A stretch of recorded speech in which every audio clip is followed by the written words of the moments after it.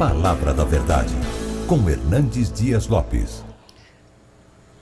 Hoje estamos refletindo sobre quem é o nosso Deus.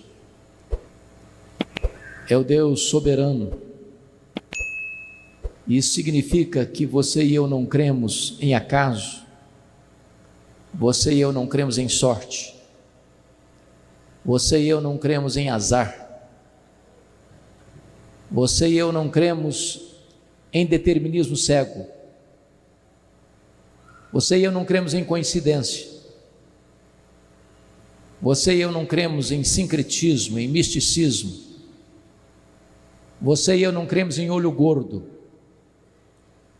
você e eu não cremos em feitiço para crente, você e eu cremos que Deus dirige o nosso destino. Você e eu cremos que o nosso Deus é autoexistente, é infinito, é imenso, é eterno, é imutável, é onipotente, é onipresente, é onisciente, é transcendente, é maior que tudo quanto Ele criou.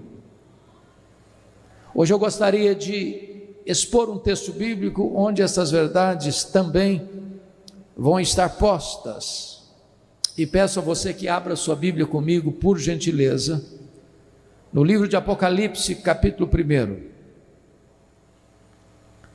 Apocalipse, capítulo 1.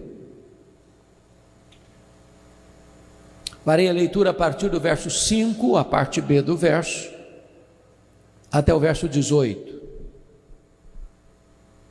Lido o texto, por favor, não feche sua Bíblia, eu preciso que você acompanhe comigo esta exposição. Começando com a parte B do verso 5, está escrito: aquele que nos ama e pelo seu sangue nos libertou dos nossos pecados e nos constituiu reino, sacerdotes para o seu Deus e Pai, a Ele a glória e o domínio pelos séculos dos séculos. Amém. Eis que vem com as nuvens, e todo olho verá, até quantos o traspassaram, e todas as tribos da terra se lamentarão sobre ele, certamente. Amém. Eu sou o Alfa e o Ômega, diz o Senhor Deus, aquele que é, que era e que há de vir, o Todo-Poderoso. Eu, João, irmão vosso e companheiro na tribulação, no reino e na perseverança, em Jesus achei-me na ilha chamada Pátimos por causa da palavra de Deus e do testemunho de Jesus. Achei-me espírito no dia do Senhor e ouvi por detrás de mim grande voz como de trombeta dizendo: o que vês escreve em livro e manda às 7 igrejas: Éfeso, Esmirna, Pérgamo, Tiatira, Sardes, Filadélfia e Laodiceia. Voltei-me para ver quem falava comigo, e voltado vi 7 candeeiros de ouro, e no meio dos candeeiros um semelhante a filho de homem, com vestes talares e cingido à altura do peito com uma cinta de ouro.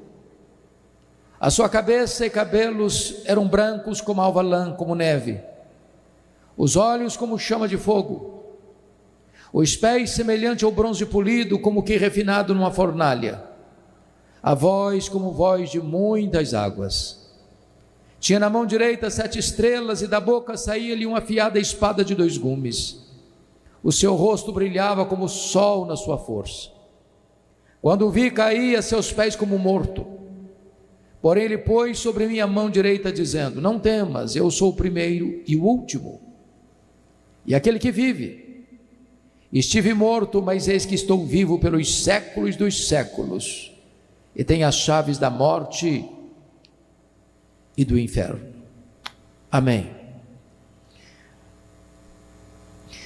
Meus amados, os dias mais sombrios da igreja primitiva começaram, muito obrigado, querido, desde o momento em que o imperador Nero assumiu o comando do Império Romano no ano de 54 da era cristã. Já tinham passado pelo poder César Augusto, Tibério César, Calígula e Cláudio. Nero é um homem cruel, violento, devasso, um homem que mandou matar a própria mãe. Desde que ele assumiu o governo de Roma, é que as nuvens escuras, preanunciando a chegada de uma grande tempestade sobre a igreja, já se formavam. 10 anos depois que ele assumiu o poder, precisamente no dia 17 de julho do ano 64, uma tragédia acontece no Império. A capital, a cidade de Roma, a mais rica, mais populosa e mais poderosa cidade do mundo da época, considerada a cidade eterna, com mais de 1 milhão de habitantes, foi criminosamente incendiada. Foram 7 noites e 6 dias de incêndio, de 17 a 24 de julho. Quando o incêndio acabou, a cidade estava devastada. Dos 14 bairros de Roma, 10 foram destruídos pelas chamas. Os 4 bairros restantes, densamente povoados por judeus e cristãos, dão a Nero um álibi para colocar a culpa do incêndio de Roma nos cristãos. E começa um verdadeiro massacre. Os crentes começaram a ser crucificados e queimados vivos para iluminar as noites de Roma.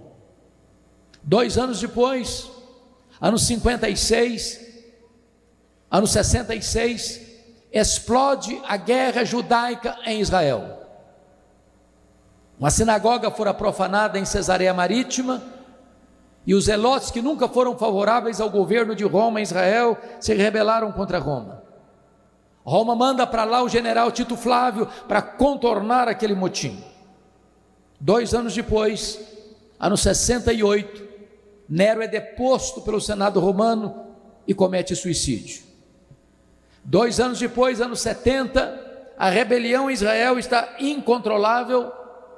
O general Tito cerca a cidade de Jerusalém e invade a cidade de Jerusalém, destrói o templo de Jerusalém, dispersa os judeus para a mais longa diáspora de todos os tempos, desde o ano 70 a 14 de maio de 1948. Nesse mesmo ano 70, o imperador Vespasiano inaugura em Roma o anfiteatro da morte, o Coliseu Romano, que numa festa de 100 dias de inauguração, mais de 10 mil crentes foram mortos com requinte de crueldade, jogado na arena para os cães morderem, para os touros pisarem, para os leões esfaimados da Líbia devorarem, um verdadeiro banho de sangue. Ano 81, assume o governo de Roma Domiciano. Este homem era tão cruel que ele foi considerado um segundo Nero, ou um Nero redivivo. É o primeiro imperador na história a rogar para si o título de Senhor e Deus. Foi esse imperador que deporta o apóstolo João, então pastor da igreja de Éfeso, para uma colônia penal, para uma ilha vulcânica, para uma ilha do mar Egeu conhecida como Ilha de Patmos. É digno de nota que a essas alturas todos os demais apóstolos do Senhor Jesus já estão mortos, e mortos pelo viés do martírio. João é o último representante do colégio apostólico. A intenção de Domiciano certamente era calar a voz do último apóstolo de Jesus e jogar uma pá de cal sobre a igreja tão sofrida. Mas quando todas as portas se fecharam para João na terra, Deus abriu-lhe uma porta no céu e disse: sobe para aqui, e eu te mostrarei não as coisas que talvez aconteçam, não as coisas que podem acontecer, eu te mostrarei as coisas que devem acontecer. Nas horas mais sombrias da história, quando a igreja está sendo acuada por toda a fúria do diabo, sentindo o bafo do inimigo, o nosso Deus ainda continua no trono, e é Ele quem conduz os destinos da sua igreja. Era um dia de domingo, era o dia do Senhor, quando João escuta atrás dele uma voz como voz de trombeta dizendo: o que vês, escreve em livro e manda às 7 igrejas: Éfeso, Esmirna, Pérgamo, Tiatira, Sardes, Filadélfia e Laodiceia. Quando ele se volta para ver quem falava com ele, ele não vê quem falava com ele. Ele vê as 7 igrejas, e no meio das igrejas um semelhante a filho de homem. Quem é este que ele vê? Este é aquele que é tudo na eternidade. Este é aquele que é tudo na história. Este é aquele que é tudo na igreja. Este é aquele que é tudo no Antigo Testamento. Este é aquele que é tudo no Novo Testamento. Este é aquele que é tudo na terra. Este é aquele que é tudo no céu. Ele é o centro das Escrituras. Ele é a semente da mulher que nasceu para esmagar a cabeça da serpente. Ele é o descendente de Abraão, em quem todas as famílias da terra são abençoadas. Ele é o Cordeiro da Páscoa, cujo sangue vertido, colocado no batente das portas, libertou os primogênitos da morte no Egito. Ele é representado pela coluna de nuvem e pela coluna de fogo. Ele é representado pelo maná que caía do céu e pela água que brotava da rocha. Ele é representado pelo tabernáculo, ele é representado pela arca da aliança, ele é representado pelo templo, ele é representado pelas festas, ele é representado pelos sacrifícios, ele é representado pelo sábado. Tudo apontava para ele. Ele é a realidade de todas as coisas. Ele é o centro do Novo Testamento. Ele é o verbo que se fez carne. Ele é o Cordeiro de Deus que tira o pecado do mundo. Ele é o alfa, ele é o ômega, ele é o princípio, ele é o fim. Ele é o cabeça da igreja, ele é o fundamento da igreja, ele é o dono da igreja, ele é o edificador da igreja, ele é o protetor da igreja. Ele é o pão da vida, ele é a luz do mundo, ele é a porta das ovelhas, ele é o bom pastor, ele é a ressurreição e a vida, ele é o caminho, a verdade e a vida, ele é a videira verdadeira, ele é o Rei dos reis, ele é o Senhor dos senhores. Então eu gostaria hoje, à luz desse texto, trazer à nossa memória esclarecida 3 verdades. A primeira delas: quais são os atributos deste que nós chamamos do nosso grande Deus e Salvador Jesus Cristo. A segunda verdade que eu quero trazer à luz é a grandeza não só dos seus atributos, mas a grandeza da sua obra. E em terceiro lugar, gostaria de trazer à tona quais são as implicações práticas destas 2 verdades anteriores: quem Ele é e o que Ele fez. Com a Bíblia aberta comigo, vamos olhar em primeiro lugar, a primeira lição que podemos encontrar está no versículo 13. Quando ele se volta para ver quem falava com ele, ele vê os 7 candeeiros de ouro, as 7 igrejas, e no meio dos candeeiros e no meio das igrejas, um semelhante a filho de homem. E a primeira verdade é destacar que o nosso Deus, o nosso glorioso Redentor, é onipresente. Preste atenção nisso. Ele está ao mesmo tempo na igreja de Éfeso, ao mesmo tempo na igreja de Esmirna, ao mesmo tempo na igreja de Pérgamo, ao mesmo tempo na igreja de Tiatira, ao mesmo tempo na igreja de Sardes, ao mesmo tempo na igreja de Filadélfia, ao mesmo tempo na igreja de Laodiceia, ao mesmo tempo na igreja Assembleia de Deus Fama, aqui em Goiânia, nesta noite. Ele está aqui entre nós, e é porque Ele está aqui entre nós nesta noite, é que nós estamos aqui. Porque se não tivéssemos a presença dEle aqui, esta reunião não passaria de um mero encontro religioso e nada mais. Mas Ele está presente, Ele está andando entre nós, Ele está andando entre nós para nos sondar, para nos conhecer, para nos corrigir, para nos exortar, para nos consolar, para nos fazer promessas. A segunda verdade que esse texto apresenta, observe comigo o verso 14: a sua cabeça e cabelos eram brancos como a alva lã, como neve. O que significa essa figura de linguagem? Significa que Ele é eterno. Ele não foi criado, Ele é o Criador. Ele não passou a existir, Ele é o Pai da eternidade. Ele pré-existe ao princípio, ao começo, à história, ao tempo. Ele está fora do tempo, Ele está dentro do tempo. Ele é transcendente, Ele é imanente. Ele existe antes que o mundo existisse. Ele não precisou criar para ser Deus, já o era antes de ter criado todas as coisas. Ele não deriva glória da criação, porque antes de criar os céus e a terra, ele já era plenamente glorioso e plenamente satisfeito na relação intratrinitariana. Ele não precisou criar porque dependia de relacionamento, ele já era plenamente feliz antes que o mundo existisse. Ele é eterno, Ele é o Pai da eternidade, e por isso só Ele pode dar vida eterna. Terceiro lugar, veja comigo o verso 14, a parte B, quando diz: os olhos como chama de fogo. E o que essa imagem, o que essa figura representa? Representa que Ele é onisciente, Ele tudo sabe, Ele tudo vê, Ele a todo sonda. Não há nada que fique fora do alcance do seu conhecimento. Ele não é surpreendido, Ele não é tomado de surpresa, Ele não precisa lançar mão do plano B porque o plano A fracassou.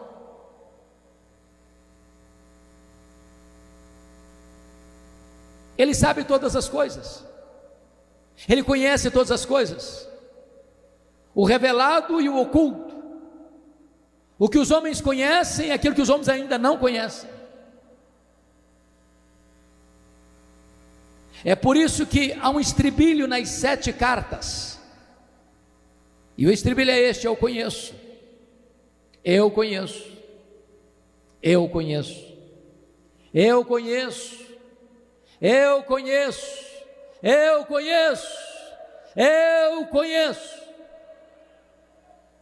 Para 5 igrejas ele usou a mesma expressão: eu conheço as tuas obras. Ele sabe o que você não sabe, Ele conhece o que o seu marido não conhece, o que a sua mulher não conhece, o que os seus filhos não conhecem, o que seus pais não conhecem, o que o seu pastor não conhece. Ele conhece a tua tribulação e a tua pobreza, como diz Preguei de Esmirna. Ele sabe os gemidos da sua alma, Ele conhece o choro que escorre em lágrimas amargas pelo seu rosto, Ele sabe as dores que você sente, Ele conhece os dramas da sua existência, Ele conhece as suas noites indormidas, Ele conhece as suas madrugadas insones, Ele conhece a dor que pulsa e lateja no seu peito, Ele conhece os seus dramas, Ele conhece os seus recalques, Ele conhece os seus medos, Ele conhece as feridas do seu coração, Ele sabe quem é você, Ele conhece o seu passado, Ele conhece o seu presente, Ele conhece o seu futuro, Ele tudo sabe, Ele tudo vê, Ele é todo som. Ele conhece o lugar onde você habita, como diz Preguei de Pérgamo. Não há nada que possa ficar oculto daquele cujos olhos são como chamas de fogo. Ele é onisciente. Mas confira comigo, por favor, versículo 16.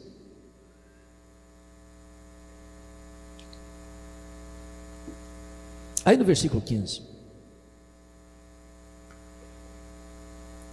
os pés semelhantes ao bronze polido, como que refinado numa fornalha. O que significa essa expressão? Significa que Ele é onipotente, ninguém pode ameaçá-lo, ninguém pode derrotá-lo, ninguém pode diminuí-lo, ninguém pode colocá-lo contra a parede. Às vezes, os homens, do topo da sua arrogância e do pedestal da sua tolice, tentam escarnecer de Jesus, achando que vai diminuí-lo. Recentemente, o patrono dos agnósticos da Inglaterra, Richard Dawkins, escreveu um livro ruidoso, Deus um delírio. E houve tanto ruído nos meios acadêmicos, agora vai desbancar a Bíblia, agora vai desacreditar Jesus, agora um acadêmico intelectual enxovalhou o cristianismo. E eu pergunto a vocês, onde está o livro Deus um Delírio? Nem com promoção ninguém está comprando mais. E a Bíblia continua sendo traduzida, impressa e distribuída no mundo todo.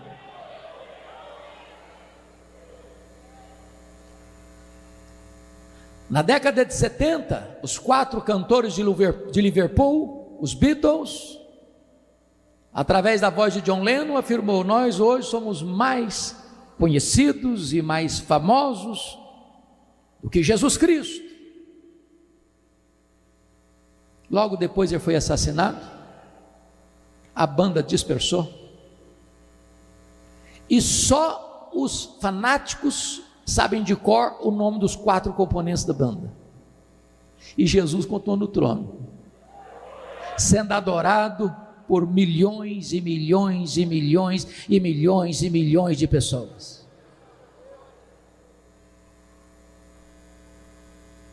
O carnaval brasileiro, no ano de 2025, em muitos lugares no Brasil, fez apologia ao diabo, tentando com isso escarnecer de Jesus ou diminuí-lo.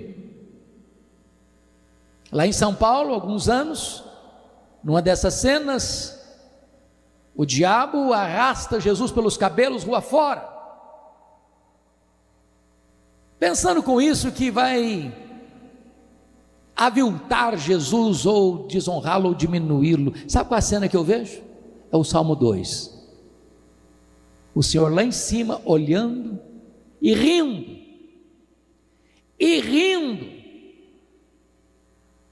porque Ele, Jesus, quem dá a vida e quem tira a vida, Ele quem exalta, Ele quem humilha, Ele quem põe no trono, Ele quem tira do trono,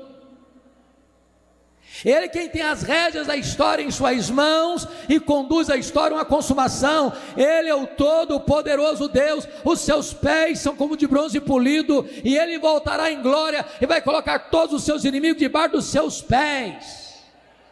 Ele vai lançar no lago do fogo o anticristo, o falso profeta, o diabo, a morte, o inferno e todos aqueles cujos nomes não estão escritos no livro da vida. E Ele continua pelos séculos dos séculos como o Rei dos reis e como o Senhor dos senhores. Ele é o todo-poderoso Deus.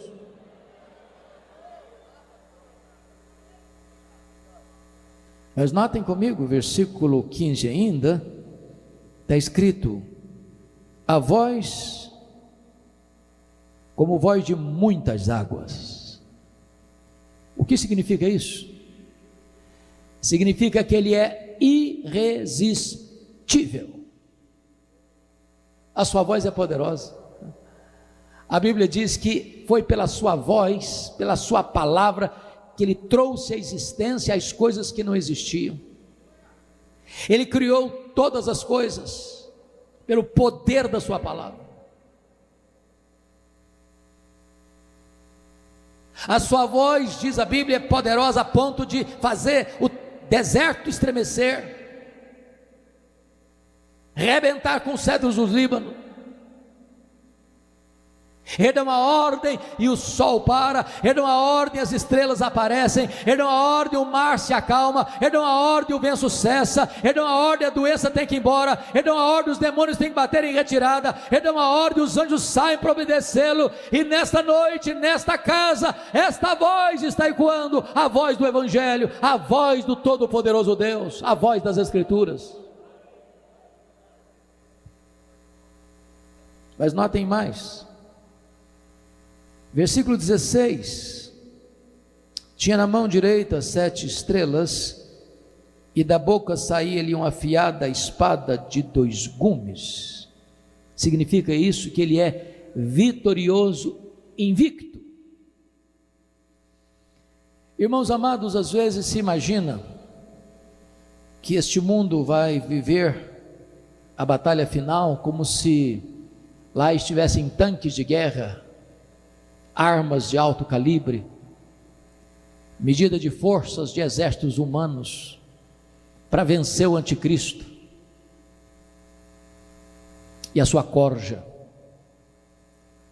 Mas a Bíblia está dizendo, e a Bíblia diz que o Senhor matará o anticristo, não com um exército de homens bem equipados, mas matará o anticristo com o sopro da sua boca, com a espada que sai da sua boca.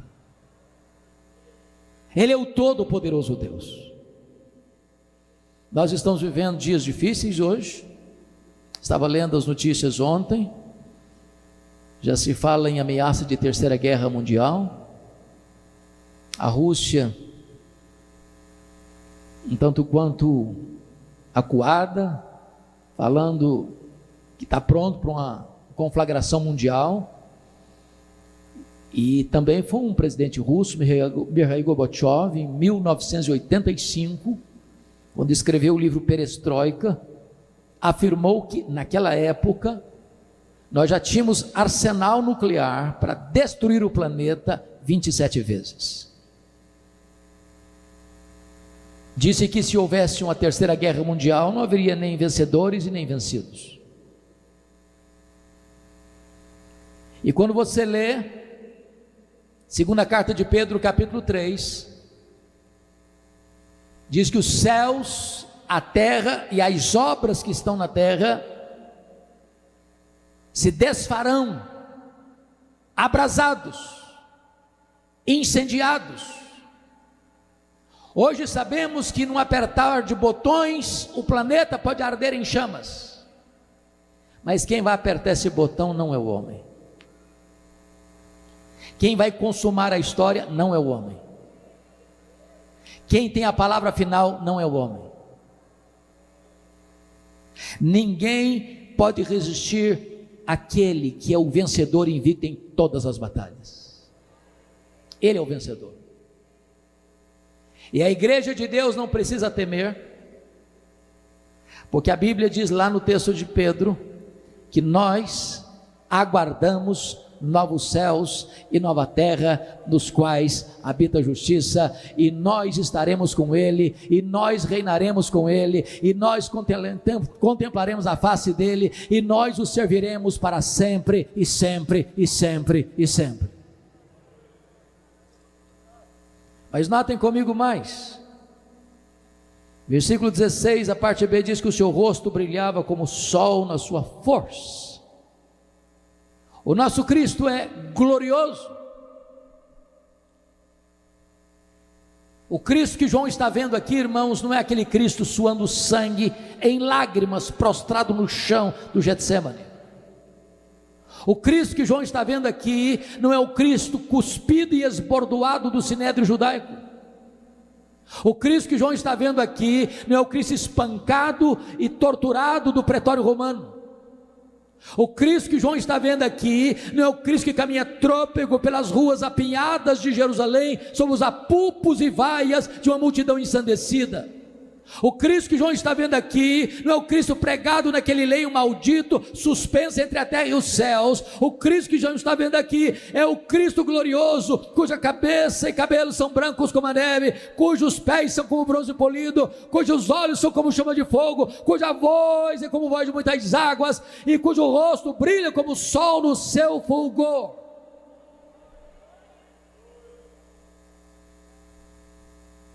Mas notem, versículo de número 17, diz que quando João o vê, quando o vi, caí a seus pés como morto. Pastor Abinair, é uma coisa tão interessante observar nas Escrituras. Todas as pessoas que contemplaram o Senhor na sua glória, tiveram um profundo impacto. Um profundo impacto. Isaías gritou: ai de mim, estou perdido. Diante da manifestação da glória de Deus, Jó disse: eu te conhecia só de ouvir, mas agora os meus olhos te veem, por isso eu me abomino no pó e na cinza. Pedro diz: afasta-te de mim, Senhor. Paulo diz: miserável homem que eu sou. João cai como morto aos seus pés. É impossível estar na presença daquele que é o glorioso Deus sem ter um profundo impacto na vida. E João, que era o mais próximo discípulo de Jesus, cai como morto aos seus pés.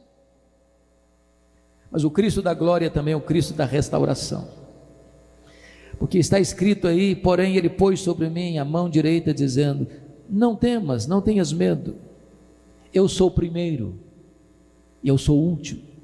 Eu tive lá no começo, eu vou estar lá no fim, e eu estou com você no processo. Não tenha medo, João, porque eu já estive morto, mas eu estou vivo pelos séculos dos séculos. Nós não estamos aqui adorando o Cristo que esteve vivo e está morto, nós estamos aqui adorando o Cristo que esteve morto, mas está vivo pelos séculos dos séculos.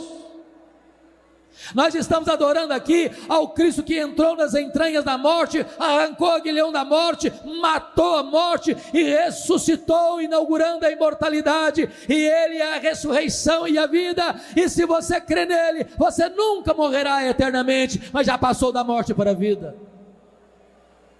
Não tenha medo, João, porque eu tenho as chaves da morte e do inferno.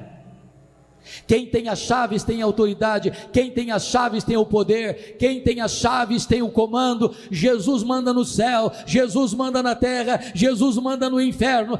O diabo não tem o poder, quem tem o poder sobre o inferno é o Senhor Jesus Cristo. Lá ele vai ser atormentado de dia e de noite, pelos séculos dos séculos, mas o Cristo da glória, a quem servimos e adoramos, é o que tem as chaves da morte e do inferno. Você não precisa ter medo, você pode adorá-lo nesta noite.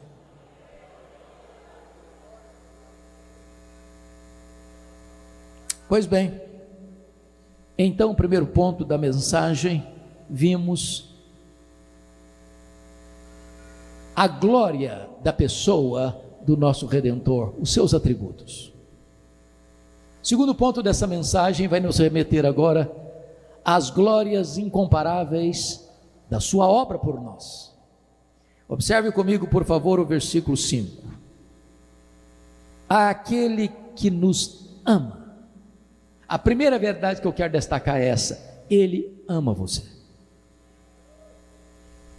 Eu vou repetir. Essa não é uma frase comum. E essa não é uma informação comum. Jesus ama você. Ele ama você com amor eterno. O céu e a terra não existiam ainda. Você não tinha sido concebido ainda. E Jesus já tinha o coração dele em você, antes que o mundo fosse criado. Com amor eterno eu te amei, e com benignidade eu te atraí.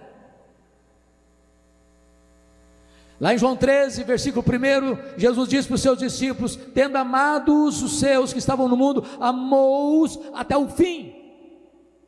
E não amou-os até o fim porque eram bons, porque eram virtuosos, porque eram merecedores. É só ler os evangelhos para você perceber quão contraditórios eles eram, quão falhos eles eram, quão difíceis eles eram, quão endurecidos eles eram, quão incrédulos eles eram, quão complicados eles eram. Eu quero dizer para você que apesar de você, apesar de mim, apesar de nós, dos nossas contradições, dos nossos paradoxos, Jesus nos ama, e Ele continua nos amando, e Ele continua nos amando, e Ele continua nos amando. Não há nada que você possa fazer para Ele amar você mais, não há nada que você possa fazer para Ele amar você menos. Ele ama você com amor eterno e perseverante. Perdoe-me se isso vai lhe decepcionar. Ele não ama você por causa de você. Ele ama você apesar de você. A causa do amor dele por nós não está em nós, está nele. Não fomos nós quem o amamos primeiro e então ele nos passou a amar. Não, Ele nos amou primeiro. O nosso amor por Ele é o refluxo do fluxo do amor dele por nós. Ele não nos ama por causa das nossas virtudes, Ele nos ama apesar dos nossos pecados, Ele não nos ama por causa dos nossos méritos, Ele nos ama apesar dos nossos deméritos, Ele nos ama com amor abundante, derramado pelo Espírito Santo em nosso coração, Ele nos ama com amor imerecido, porque Ele nos amou quando éramos fracos, ímpios, pecadores, inimigos. Ele nos ama com amor provado. Deus prova o seu próprio amor para conosco pelo fato de ter Cristo morrido por nós, sendo nós ainda pecadores. Por favor, nunca duvide do amor de Jesus por você. Ele não escreveu nas nuvens em letras de fogo: eu te amo. Ele esculpiu na cruz do Calvário: eu te amo. A segunda verdade está aí no versículo 5 ainda. Está escrito: e pelo seu sangue nos libertou dos nossos pecados. A primeira verdade é que Ele ama você. A segunda verdade é que Ele morreu por você.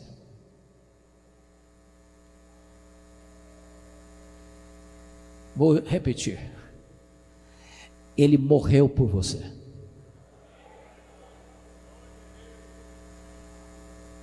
Ele não foi para aquela cruz porque sucumbiu ao poder de Roma.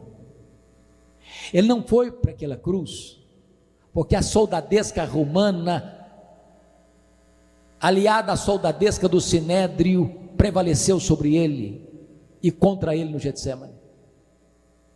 Ele não foi para aquela cruz porque seus discípulos o abandonaram. Ele não foi para aquela cruz porque Judas o traiu. Ele não foi para aquela cruz porque Pedro negou. Ele não foi para aquela cruz porque o Sinédrio costurou pesadas acusações contra ele. Ele não foi para aquela cruz porque Pilatos covardemente o sentenciou. Ele não foi para aquela cruz porque os soldados romanos o pregaram no lenho. Ele foi para aquela cruz voluntariamente, decisivamente, deliberadamente, conscientemente, como um rei caminha para a sua coroação. Ele foi porque o Pai o deu por amor. Ele foi voluntariamente porque Ele amou você e morreu por você. Mas notem, Ele morreu para que pelo seu sangue Ele nos libertasse dos nossos pecados. E há duas coisas aqui dignas de nota. Primeiro é que o pecado então escraviza, porque se você precisa de libertação, é porque então você é cativo. O pecado escraviza. Quem pratica o pecado é escravo do pecado. E há muitas pessoas prisioneiras do seu pecado, dos seus vícios, das suas mazelas. E a segunda coisa é que esse texto está nos dizendo que nós então não podemos libertar a nós mesmos. Você não consegue mudar a sua própria vida. Na linguagem do profeta Jeremias, um leopardo não pode tirar suas manchas, nem um etíope mudar a cor da sua pele, nem você e eu podemos mudar o nosso próprio coração. Ou Jesus nos liberta ou ficaremos presos, cativos, numa masmorra existencial. Mas eu quero dizer para você nesta noite que Jesus está aqui e Ele é poderoso para libertar você. O sangue dele purifica você de todo o pecado. Nesta noite você pode sair daqui livre, perdoado, salvo, redimido pela graça de Deus e coberto pelo sangue de Jesus e liberto pelo sangue de Jesus. Ele morreu por você para libertar você dos seus pecados. Mas há uma terceira verdade nesse texto. Primeiro, Ele amou você. Segundo, Ele morreu por você. Terceiro, Ele exaltou você. Olha o verso 6 comigo. E nos constituiu reino, sacerdotes para o seu Deus e Pai. Entendamos isso. Lá no Antigo Testamento, vocês bem sabem, nenhum sacerdote podia ser rei. Nenhum rei podia ser sacerdote. Quando o rei Uzias, depois de décadas no poder, do topo da sua tola vaidade, quis ocupar o ofício de sacerdote e entrou no templo para queimar incenso, Deus o puniu com a lepra. Porém agora Jesus ocupa o ofício de profeta, de sacerdote e de rei. E agora você que crê em Jesus é constituído por Ele como sacerdote e como rei. Corre em suas veias mais do que sangue azul. Você é filho do Rei dos Reis e do Senhor dos Senhores. Agora o véu do templo rasgou de alto a baixo. Agora você tem livre acesso à sala do trono. Agora você não precisa de intermediário para chegar até Deus. Você não precisa de um guru espiritual para interceder por você ou representar você diante de Deus. Você é sacerdote, você é rei. A sala do trono está aberta. Você pode falar com Ele a qualquer hora, em qualquer lugar, em qualquer circunstância. Você tem livre acesso à presença do Rei dos Reis e do Senhor dos Senhores. Você já está sentado com Ele nas regiões celestes, acima de todo o principado e potestade. Bendito seja Deus. Mas em último lugar, quarto e último lugar, a gloriosa obra de Jesus. Ele amou você. Segundo lugar, Ele morreu por você. Em terceiro lugar, Ele exaltou você. Em quarto lugar, Ele voltará para você. Olha o versículo 7 comigo. Eis que vem com as nuvens, e todo olho verá, até quantos o traspassaram. Meus amados irmãos, a segunda vinda de Cristo é a acrópole da nossa esperança, é o pináculo da nossa fé, é o ponto culminante da nossa redenção. Jesus voltará. Como Ele voltará? A Bíblia diz que Ele voltará pessoalmente. Está em Atos 1, versículo 11. O mesmo Jesus que subiu é o Jesus que vai descer. Ele não vai mandar um mensageiro, um arauto, um serafim, um querubim, um arcanjo, um anjo. Ele mesmo voltará.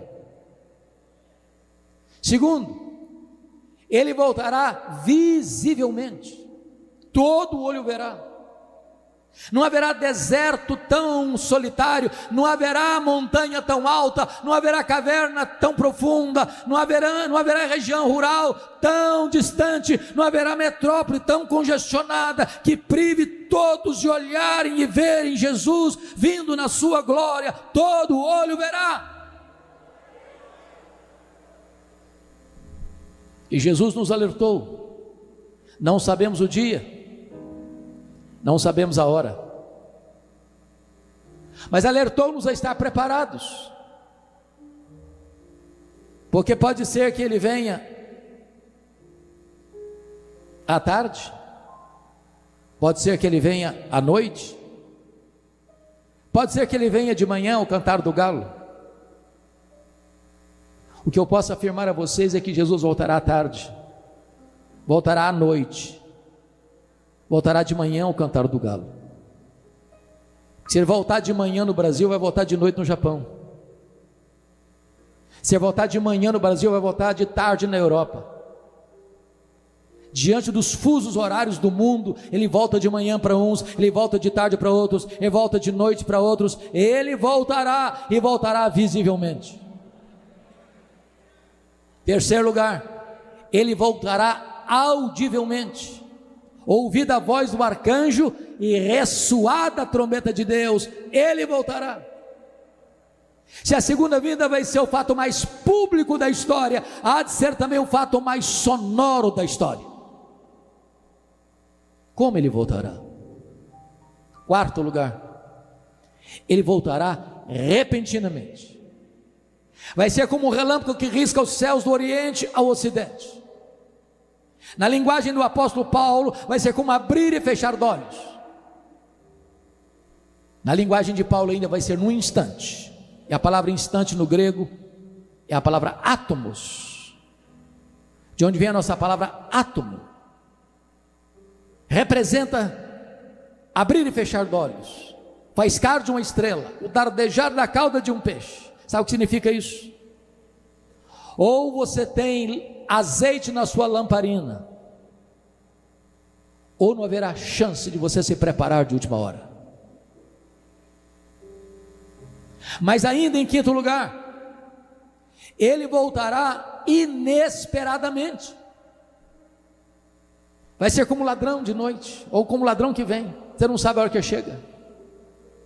Nenhum ladrão manda um WhatsApp para a pessoa dizendo: tal dia, tal hora eu chego na sua casa, prepara uma pamonha ou um pão de queijo que eu estou chegando. Chega inesperadamente. E vai ser assim com Jesus. Em outras palavras, não vai ser um dia óbvio, vai ser um dia comum. Aliás, Jesus disse no sermão profético, vai ser como nos dias de Noé, onde as pessoas compravam e vendiam, casavam e davam-se em casamento. E eu pergunto a vocês: que pecado há em comprar e vender? Que pecado há em casar e em dar-se em casamento? O que Jesus estava pontuando é que quando ele voltar, a vida vai estar correndo, a história vai estar acontecendo, o comércio vai estar aberto, a indústria vai estar funcionando, as famílias vão estar fazendo projetos de casamento, as pessoas vão estar aí no mercado comprando, vendendo, lucrando, ganhando, perdendo, o mundo vai estar girando normalmente. Você vai se levantar para levar filho para a escola, você vai se levantar para ir para o trabalho, você vai voltar trazendo filho de casa, você vai fazer uma viagem. É nessa conjuntura, é nessa movimentação, é nessa azáfama que Jesus vem.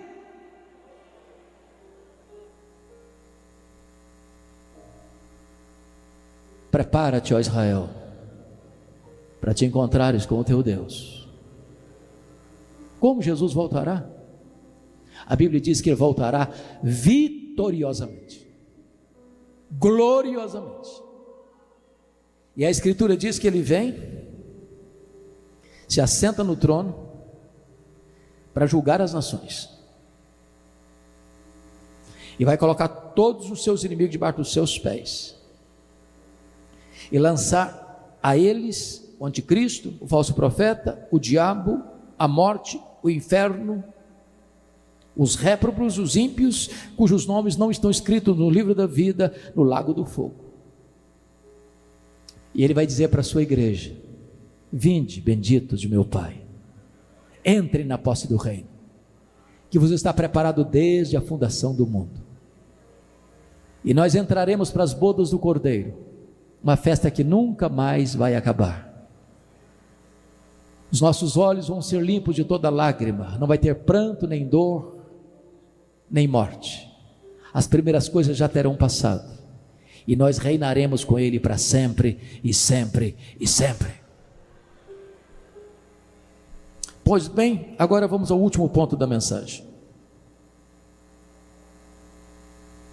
Vimos as glórias da sua pessoa, as glórias da sua obra. Agora veremos quais são as implicações desses dois pontos anteriores. A primeira implicação é que então você não precisa ter medo da vida. Ele disse: eu estou vivo pelos séculos dos séculos. Tem muita gente, irmãos, com medo da vida. Tem muita gente com medo de viver. Tem muita gente jogando droga nas veias porque não suporta a vida. Tem muita gente se embriagando nos bares das esquinas das nossas ruas porque não suporta viver. Tem muita gente flertando com a morte. Tem muita gente pulando no abismo do suicídio porque não aguenta a vida. Mas se você crê que Jesus é o Filho de Deus, se você crê que Ele morreu pelos seus pecados, se você crê que Ele veio para dar vida a você e vida em abundância, você não precisa ter medo da vida. A vida é um dom de Deus, a vida é um privilégio, a vida é uma celebração. Viver é Cristo, porque Ele veio trazer vida em abundância e vida eterna. Segundo, então você não precisa ter medo da morte. Eis que eu estive morto, mas estou vivo pelos séculos dos séculos. Se a morte é o rei dos terrores, Jesus é o rei dos reis. Jesus matou a morte. Agora a morte não tem a última palavra. Agora o túmulo não é o nosso último endereço. Agora, para um crente, morrer é bem-aventurança. é deixar o corpo e habitar com o Senhor, é partir para estar com Cristo, o que é incomparavelmente melhor.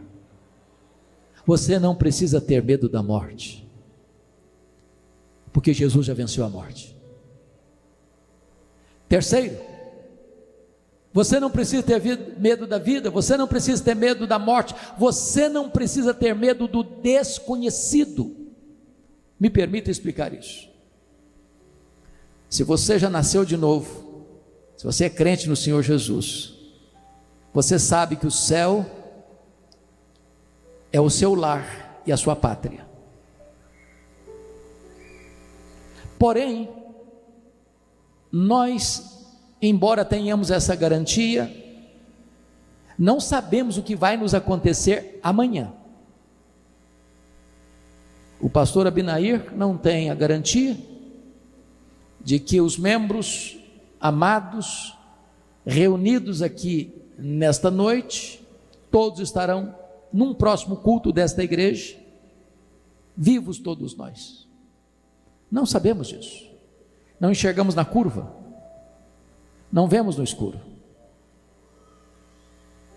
Quando João foi deportado para aquela ilha vulcânica, para aquela colônia penal, o ambiente era muito sombrio. Quem o mandou para ali foi Domiciano. Mas quando ele vai interpretar as coisas do ponto de vista de Deus, ele diz: não foi não. Eu estou aqui por causa da palavra de Deus e do testemunho do Senhor Jesus. Eu estou aqui porque homens fecharam para mim as portas da terra, mas eu estou aqui porque Deus abriu para mim uma porta no céu. E quando ele olha, ele vê um trono, e quando ele vê alguém assentado no trono, e este alguém é o Todo-Poderoso Deus, Santo, Santo, Santo. E quando ele olha, esse Deus que está no trono tem um livro na sua mão, todo escrito por dentro e por fora, de todo selado com 7 selos, e ninguém foi encontrado digno para abrir esse livro, nem sequer olhar para ele, nem no céu, nem na terra, nem debaixo da terra. E diz a Bíblia que João chorava muito, até que escuta a voz de um ancião dizendo: não chores, João, eis que o leão da tribo de Judá, a raiz de Davi, venceu para abrir o livro e desatar os seus selos. E Jesus pega esse livro e desata os selos, e a história vai rompendo, e depois vem as 7 trombetas de Deus, e depois se levanta o quarteto do mal, o diabo, o anticristo, o falso profeta, a grande Babilônia. Então as taças da ira de Deus são derramadas, então o quarteto do mal cai em ordem inversa, cai a Babilônia, cai o anticristo, cai o falso profeta, cai o diabo, e então haverá novos céus e nova terra, onde habita a justiça. Eu não conheço amanhã, mas Jesus está no amanhã, e Jesus está comigo, e eu estarei com Ele, e nós reinaremos com Ele para sempre, e sempre, e sempre.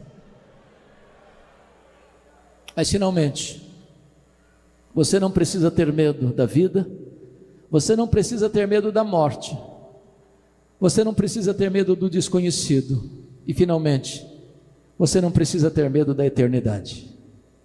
Jesus disse: eu estou vivo pelos séculos dos séculos. Os milênios vão rolar nas dobras do futuro, e nós estaremos lá, com um corpo semelhante à glória do Senhor Jesus, e Ele estará conosco, Ele será o nosso Deus, e nós seremos o seu povo, para sempre, e sempre, e sempre, por toda a eternidade. A este Jesus rendemos a honra, a glória e o louvor, por quem Ele é, por aquilo que Ele fez por nós, e pelas consequências de quem Ele é e do que Ele fez por nós. Não precisamos ter medo, nem da vida, nem da morte, nem do desconhecido, nem da eternidade. Eu quero orar com você nesta noite. Onde você está, por favor, curva sua fronte, feche os seus olhos.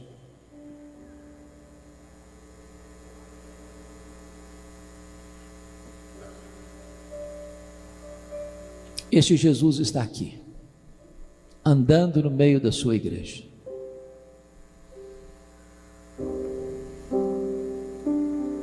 Ele conhece você, conhece o seu nome, Ele conhece a sua história.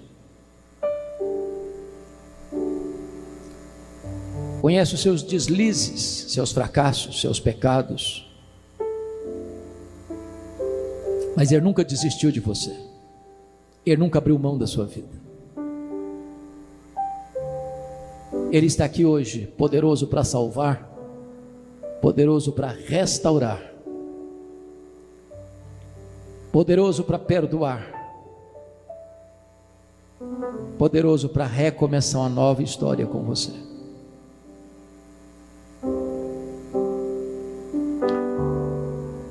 Deus amado, a tua palavra foi lida e foi exposta, mas temos plena consciência de que só podemos falar aos ouvidos. Só o teu Espírito pode falar aos corações. O que podemos te pedir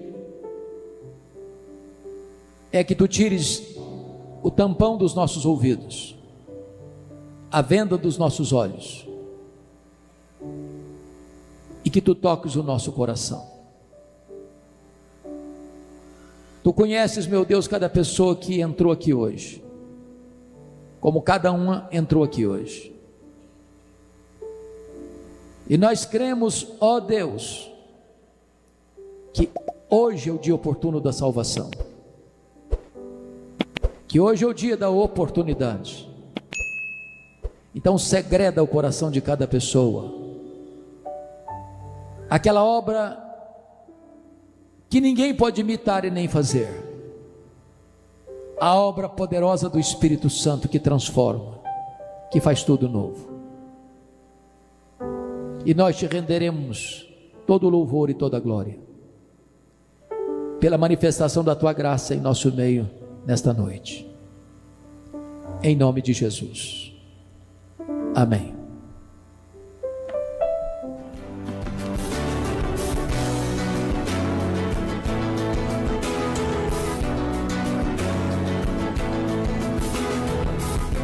Palavra da Verdade, com Hernandes Dias Lopes.